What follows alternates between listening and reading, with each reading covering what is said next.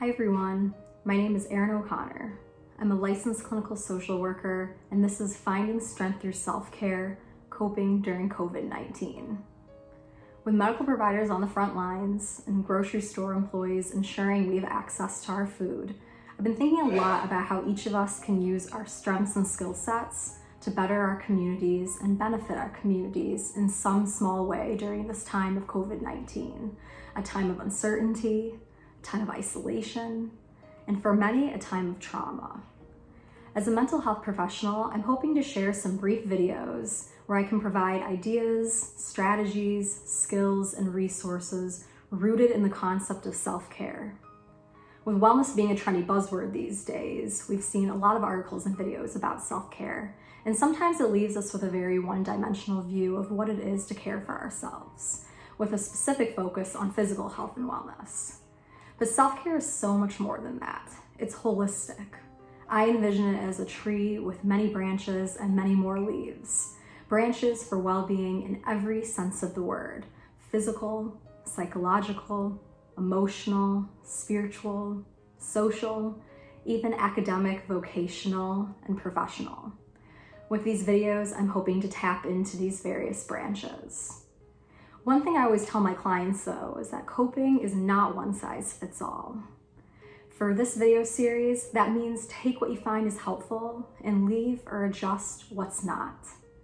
And if any tools involve breath work or movement of your body, and you have an underlying health condition, injury, or illness, please double check with a medical provider before engaging these practices. It's also important to recognize that a lot of us are feeling intense distress right now. Although this video blog contains strategies for general self-care, it's not intended to be a substitute for professional mental health treatment.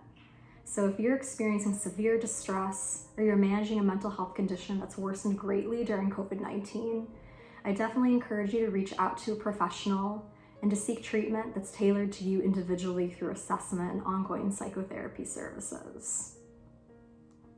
I also think it's really important to name the privilege that I have in creating this video blog.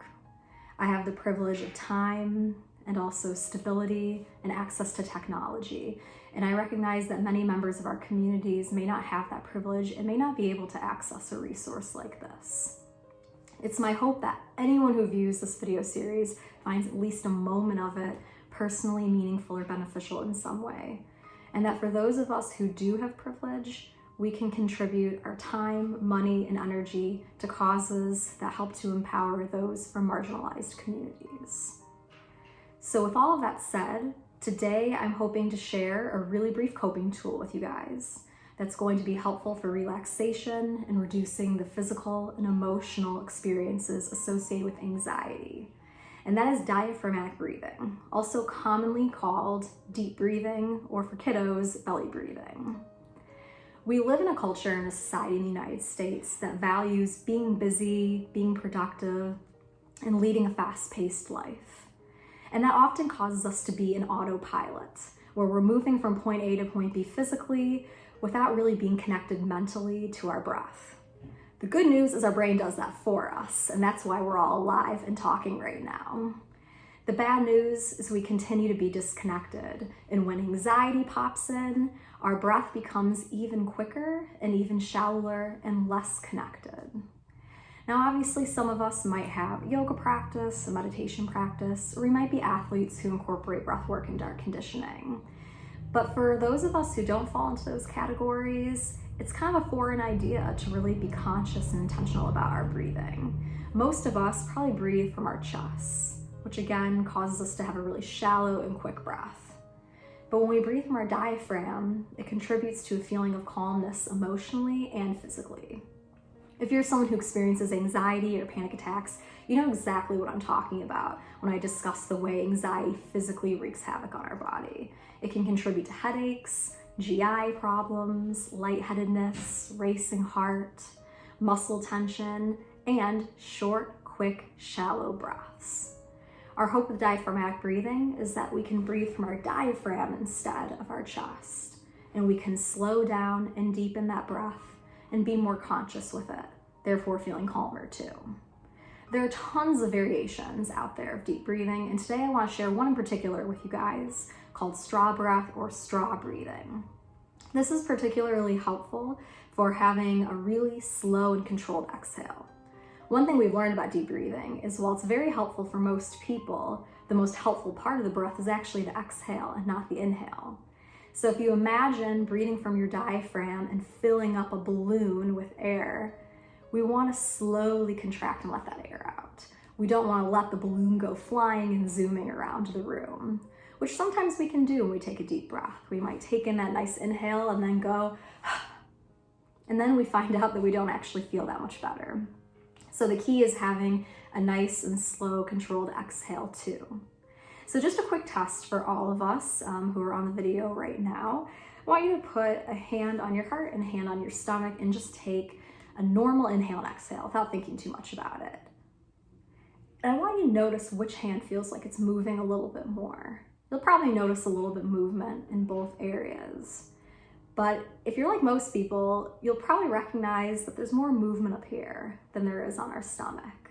And if that's the case, you're breathing more from your chest, which, as I mentioned earlier, is the norm for many of us. So with straw breathing, we're hoping that we're going to feel more movement in the hand that's on our stomach. I'm going to go ahead and describe the breath briefly and model a few breaths for you. You're welcome to join in, and I hope you'll have a chance to try it out later as well. So straw breath or straw breathing, I'm taking a deep inhale through my nose. And when I get to the top of my breath, I'm going to exhale slowly out through my mouth. But my mouth is actually going to be in the shape of an O, kind of like I'm drinking a beverage out of a straw, hence straw breath, or like I'm about to whistle. So it's going to look and feel a little weird. This is what it's going to look like. But trust me, once you practice it a little bit more, it'll start to feel maybe a little less funky.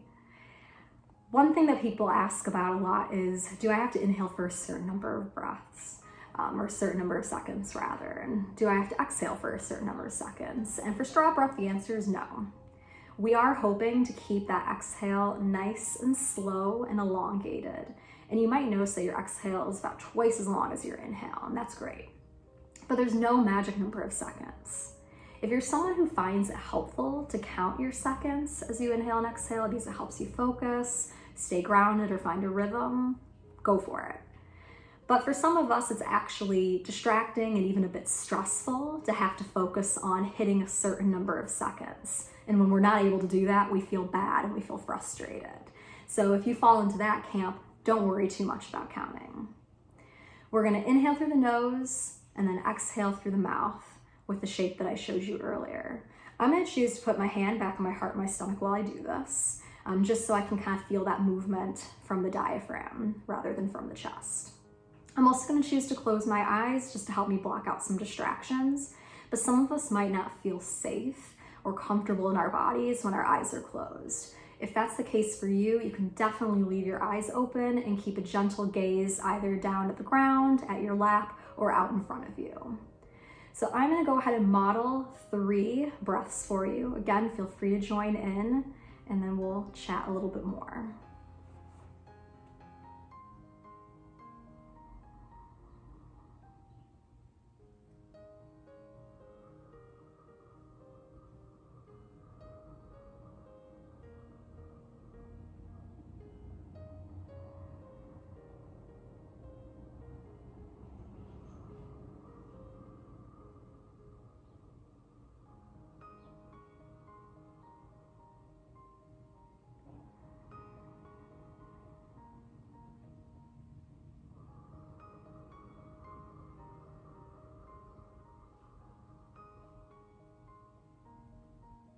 So those were my 3 straw breaths. There are a lot of ways to do this. We can do it sitting, we can do it standing up, we can even do it lying down. And again, eyes open or eyes closed. The bottom line is you want to find what's comfortable for your body.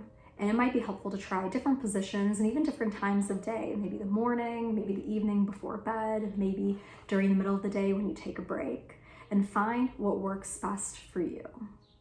Now, one challenge with us being in a quarantine and not being able to leave the house quite as much as we typically do is finding space to do this. Some of us might share a household with a partner, with kids, relatives, or even a roommate, and have trouble finding a quiet or private space. If you do have a household with multiple rooms, I invite you to try to find a room that's unoccupied so you can have a little privacy. That might not be possible if you have a big family or if you live in a dorm room or a studio apartment. So if that's the case, you can stay in that room and just find an area of the room that seems a little bit less cluttered. Or you can even go outside for a brief amount of time. So there are a lot of different options that we can work with here. I encourage you to try things out, and I hope that you find this helpful both emotionally and physically. Many self-care activities, this one included, tap into different branches of self-care, and they're often interwoven and affecting one another in a positive way. I'm wishing you all wellness, stay healthy, stay safe, and God willing, I'll see you next time.